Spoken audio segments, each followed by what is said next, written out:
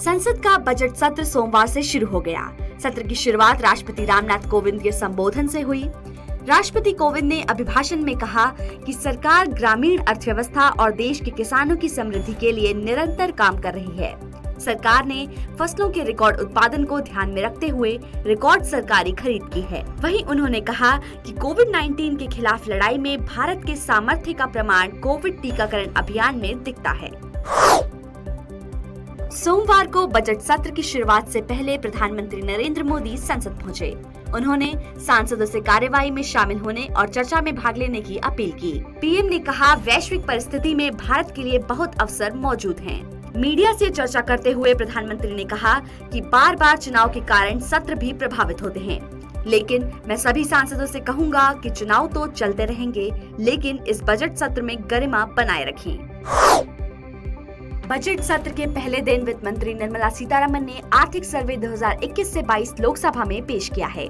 आर्थिक सर्वे में वित्त वर्ष 2023 के लिए भारतीय अर्थव्यवस्था के 8 से 8.5% की दर से वृद्धि का अनुमान है। राष्ट्रीय सांख्यिकी ब्यूरो ने आर्थिक विकास दर के 9.2% पर रहने का अनुमान लगाया था। इस सर्वे रिपोर्ट में अर्थव्यवस्था की हालत के बारे में विस्तार से जानकारी दी जाती है। उत्तर प्रदेश विधानसभा चुनाव के मद्देनजर प्रधानमंत्री नरेंद्र मोदी ने वर्चुअली चुनावी रैली को संबोधित किया। विपक्ष पर निशाना साधते हुए पीएम मोदी ने कहा कि यूपी में 5 साल पहले व्यापारी लूटता था, बेटी घर से निकलने में घबराती थी। जब उत्तर प्रदेश दंगे की आग में जल रहा था, तब सपा सरकार उत्सव मनाती थी। 5 राज्यों के विधानसभा चुनाव को लेकर सोमवार को कई दिग्गज नेताओं ने नामांकन दाखिल किया। उत्तर प्रदेश के पूर्व मुख्यमंत्री और सपा के राष्ट्रीय अध्यक्ष अखिलेश यादव ने मैनपुरी के करहल सीट से नामांकन किया है।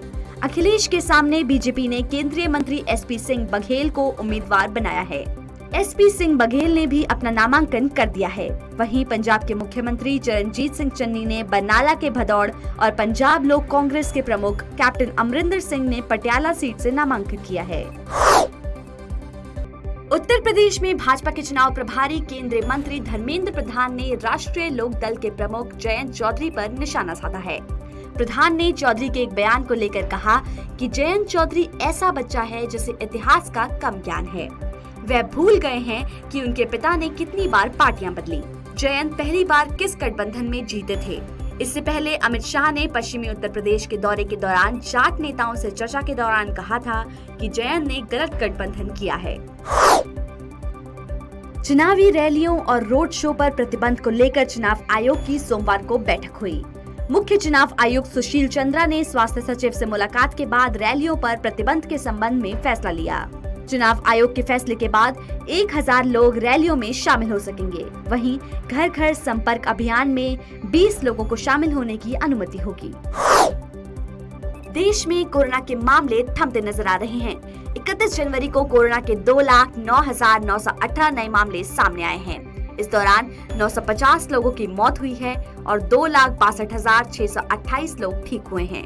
अभी देश में सक्रिय मरीजों की संख्या 18,31,268 है। वहीं सकारात्मकता दर 15.77% है। इसी बीच विश्व स्वास्थ्य संगठन ने कहा कि देश में अब संक्रमण की गति कम करने, सेहत संबंधी उपायों को लागू करने और महामारी के खिलाफ टीकाकरण अभियान बढ़ाने की आवश्यकता है।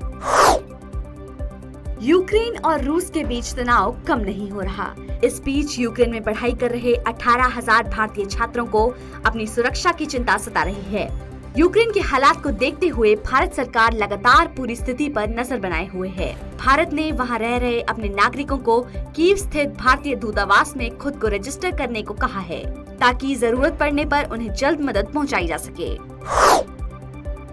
पाकिस्तान को अफगानिस्तान के तालिबानी शासन के आगे घुटने टेकने को मजबूर होना पड़ा है। अब पाकिस्तान इस बात के लिए तैयार हो गया है कि वह भारत से 50,000 टन गेहूं वाघा सीमा से सीधे अफगानिस्तान जाने देगा। मीडिया रिपोर्ट में कहा गया कि अफगानिस्तान के दबाव के बाद पाकिस्तान को भारत विरोधी अपना रुख बदलना पड़ा। उधर भारतीय विदेश मंत्रालय के प्रवक्ता अरिंदम बागची ने कहा है कि सरकार अफगान लोगों को मानवीय सहायता प्रदान करने के लिए प्रतिबद्ध है।